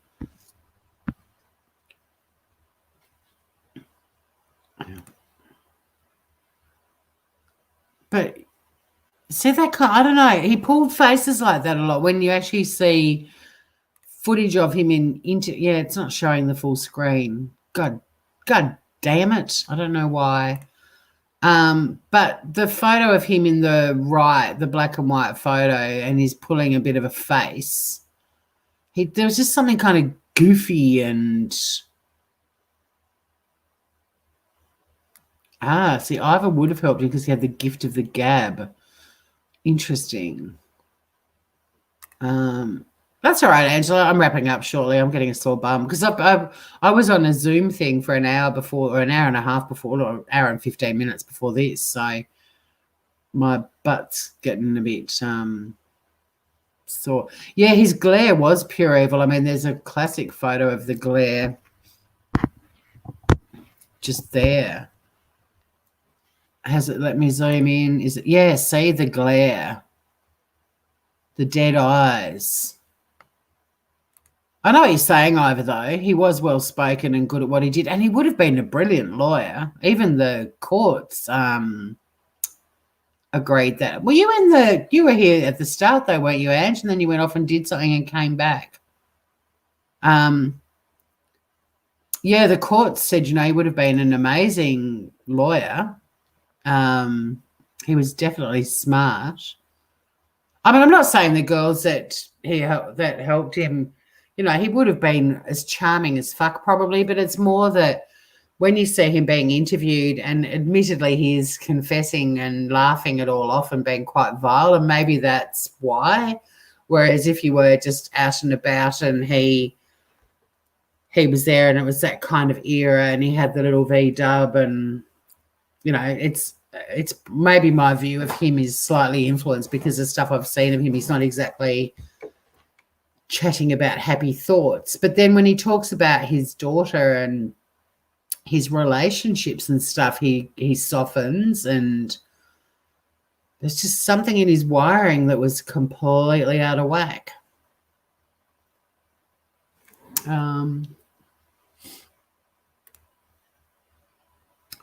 No one tells me when you're live your notifications. Sorry. Yeah, I don't get notifications for some people either. It's always been a bit of a YouTube issue.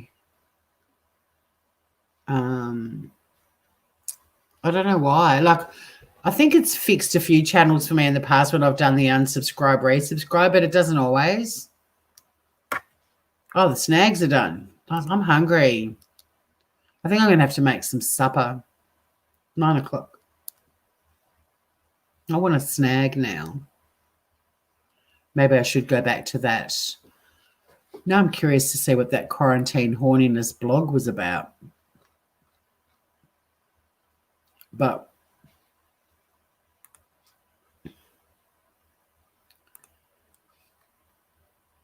why not? We're talking the Ruby Princess. Why not end with a bit about horniness in quarantine? No, I'm just curious to see. They're going to say, buy all of these new toys.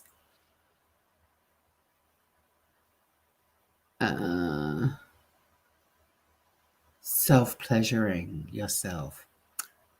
Let's talk about sexed baby. Sex parties may be banned, but exhibitionists don't despair.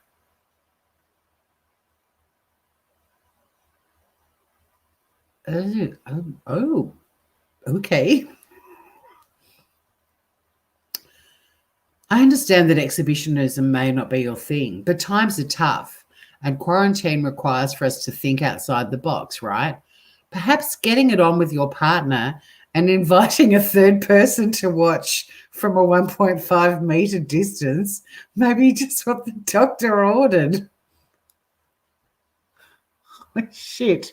I don't know. I would have thought a COVID-19 vaccine's probably what the doctor would be ordering about now, if there was one. Get your black book out and call that kinky friend with benefits. Or go online to an adult chat dating site. Find someone you're comfortable with. Or they could watch you on Zoom too. I'm going to go online and find some kinky person who can come and stand 1.5 meters away from me and my lover and just watch us getting it on. Sorry, I wasn't expecting that, especially not at the end of my Ruby Princess episode. I'm ruining the Smooth Criminal podcast channel. I wasn't expecting that at all. Sorry, I can't stop laughing. I don't even want to see what there's fucking 15 other suggestions. Oh, dearie me. Anyone going to do that this weekend?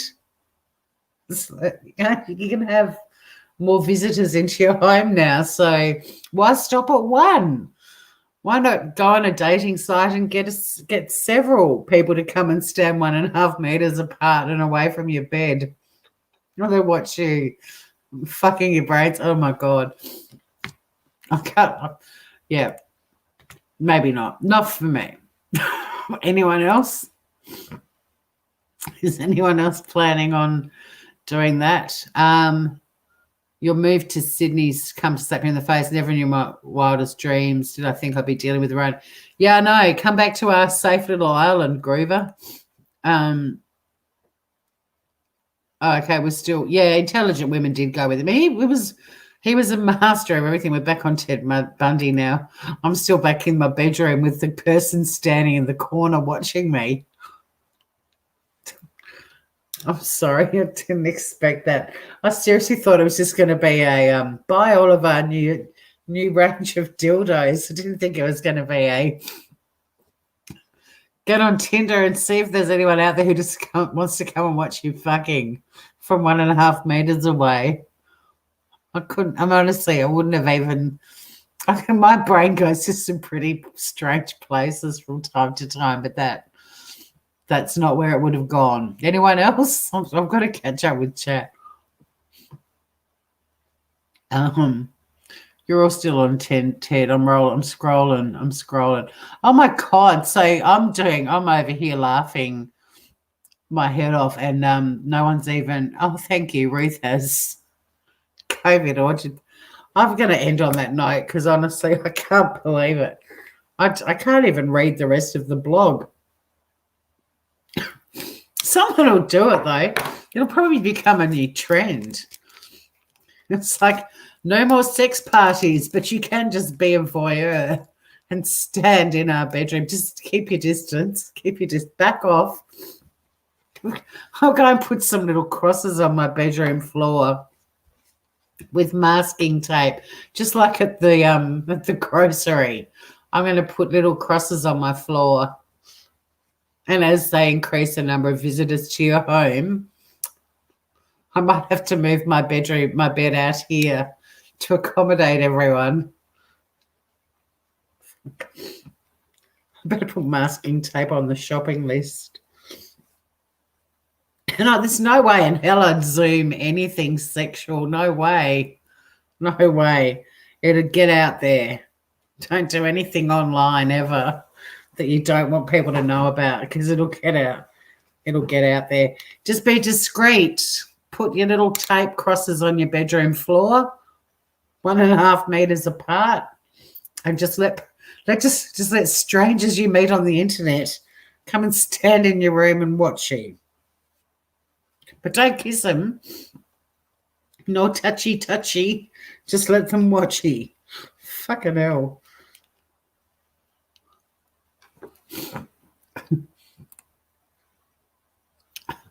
Black is the thing. How are we back on black again?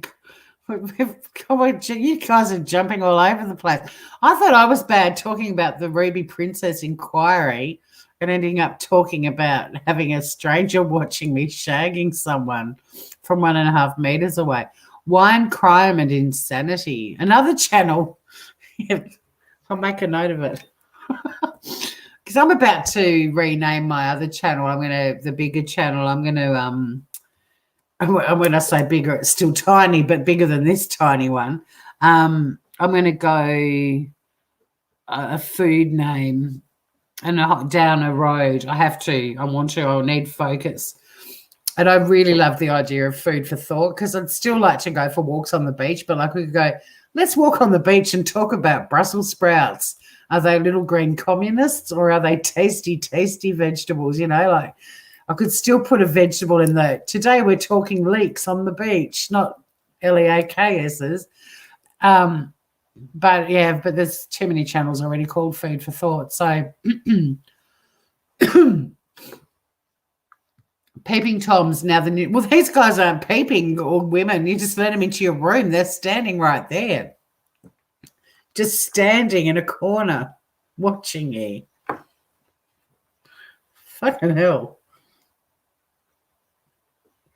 I mean, I'm not going to go down my history and tell you what I've done in the past. I'm well aware of the appeal of voyeurism, but I just think it's hilarious that they're lifting restrictions. You can have more people at home, so why not just add a couple of random people into your bedroom to watch you having a shag?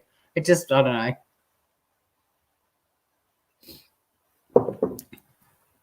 I really thought it was just going to be one big fat ad for buy my vibrators.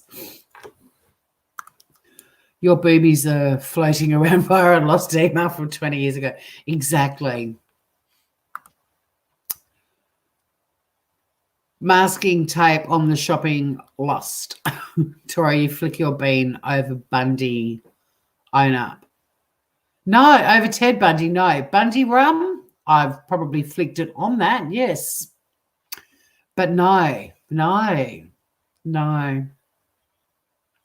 Have I ever flicked my bean over any murderer or criminal?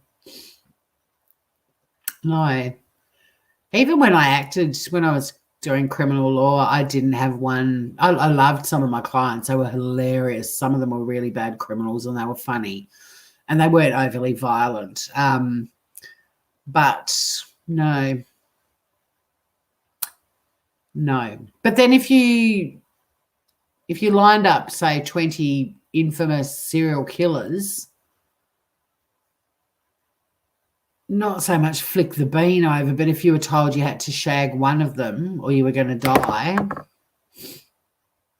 I guess it would depend who was in the lineup.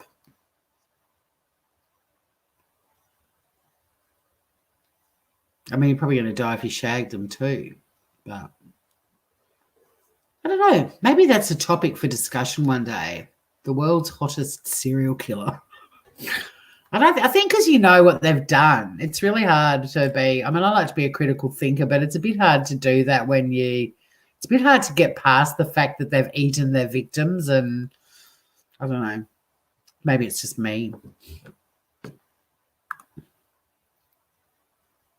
I'm not even mad because I'll exactly get them out there. That's what movie is it where oh, it's actually, no, it's not a movie. It's The Fabulous Schitt's Creek, where Moira Rose says to Stevie, get photos of yourself naked now because when you're older, you'll look back and look at them and go, my God, I was beautiful. It's a great line out of one of those episodes. Ted looked weird to Glenn. Lynette should do sexy parties. Oh, my God. Oh, shit, what the fuck? Where have you come from? That's hilarious. Have you got your own channel now? What? Are you serious?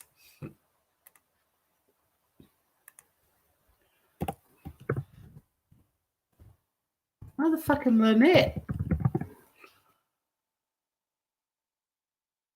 Oh, my God. You do, Lynette. I have now subscribed. I had no idea. No idea. Well, I'm subscribed now.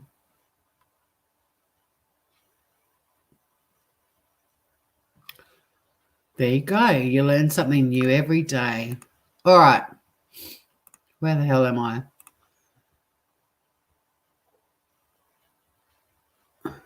No one is violent in an interview room, hun. They tend to do another.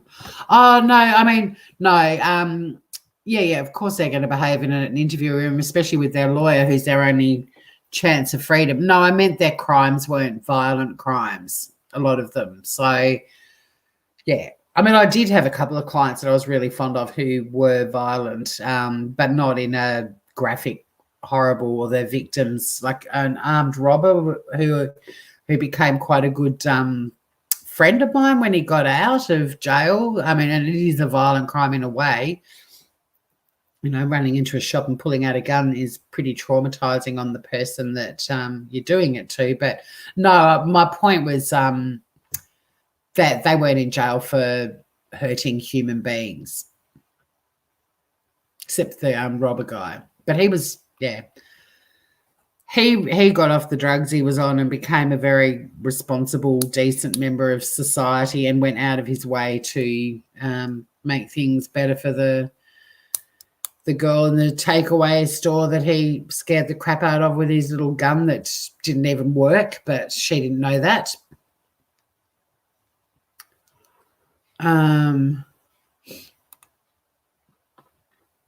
will can I put your link up, motherfucking Lynette? I can't believe you've got your own channel. Look out, world.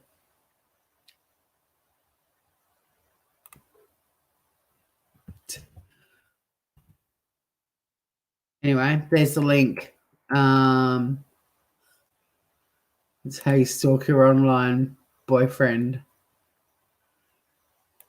Yeah, he did. He did admit, Glenn, like I was saying, and that's the thing. The interview, and that's the problem. Yeah, I don't think it's possible to be objective when you know, like.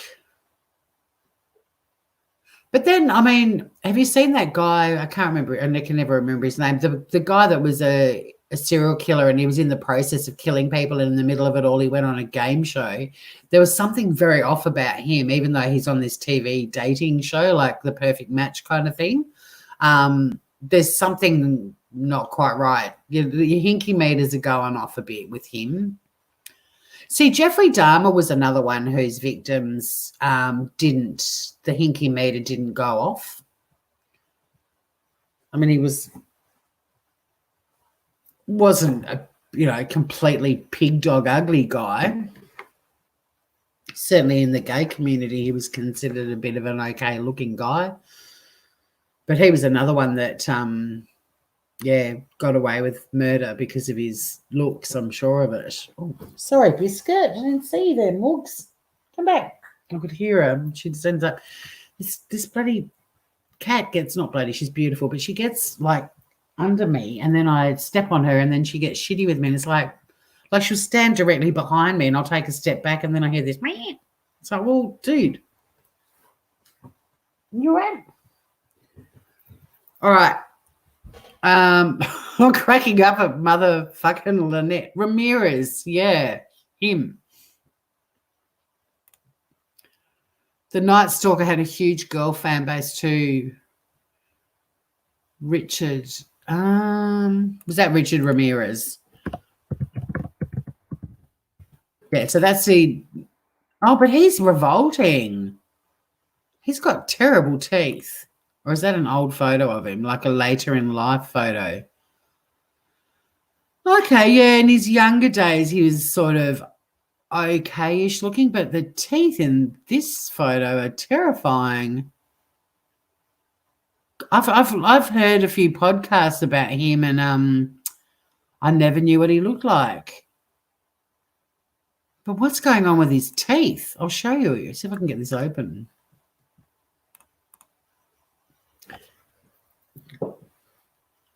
Biscuit's impatient. She's like, you've been on there for 3 and something. Oh, God, there's bloodied photos. Of course, I've gone to – I clicked on a really bad photo of him, and it's opened up an article with a shitload of crime scene photos.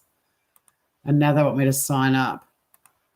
Okay, I'll show you in StreamYards. And again, this is the problem with Google Images. It doesn't let me zoom in much. But can you see his teeth in that photo on the right with the blue background?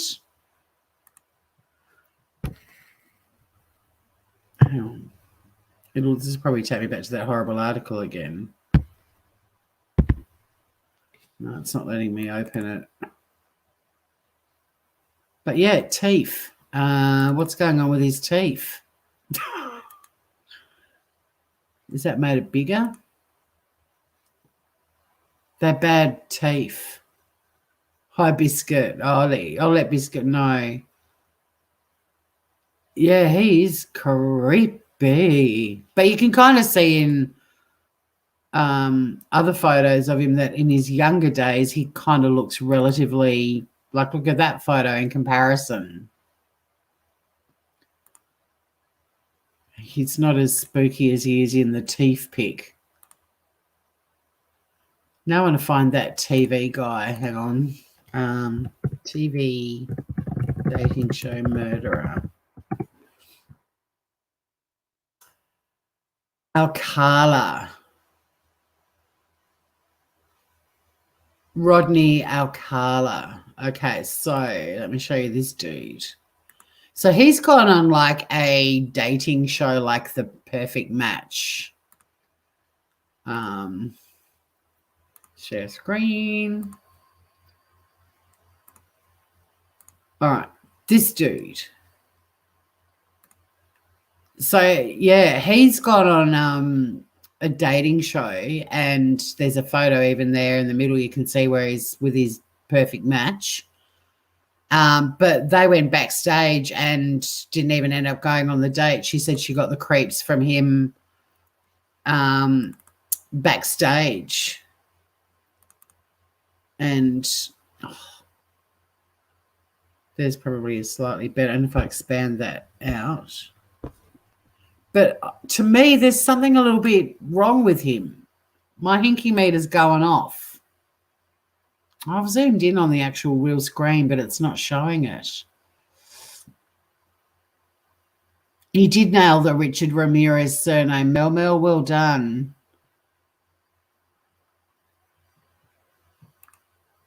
What I think happens is women tend to trust too much. Hell, I've got a ride home from a local pub with stranger. I don't think, yeah, exactly. I know what you're saying, Ivor, for sure. Just don't confuse the lube to the hand sanitizer. Oh, God, are we back in the... Are you behind, Glenn? We were talking about that stuff ages ago. All right. So, beady little eyes, exactly. So, we've gone from... what's up, Mugs? We've gone from the Ruby Princess to letting people stand 1.5 meters away from your bed while you're having sex. It's a new way. We've talked about some of the new words in our language. My favourite's the rhyming slang for coronavirus. Did you get the Miley Cyrus? You've got to harass someone. Well, I'm actually ending motherfucking Lynette. So good to have you here, Dales. And thanks to everyone who was with us over on Facebook as well. And yes, I will be uploading I am following the Ruby Princess with genuine sincerity. I'm really into it. I think I'll upload videos, but I do love having these weekly chats because they're so much fun. Thank you so much on this channel. Thank you so much for hanging out. And I'm going to hang up end this before Biscuit decides to. She wants a bit of attention. It's that time of night, and not that she hurts, but she digs her claws into my thighs. So I'm going to end this before that happens. I'm coming, Biscuit. She's bossy. She's bossier than me. That's saying something. So I love you guys. Take care. Stay safe, and we'll talk again really soon. Until then, just be groovy, okay? Bye for now. And don't forget, put crosses on your bedroom. Keep those perverts at least 1.5 meters away from you.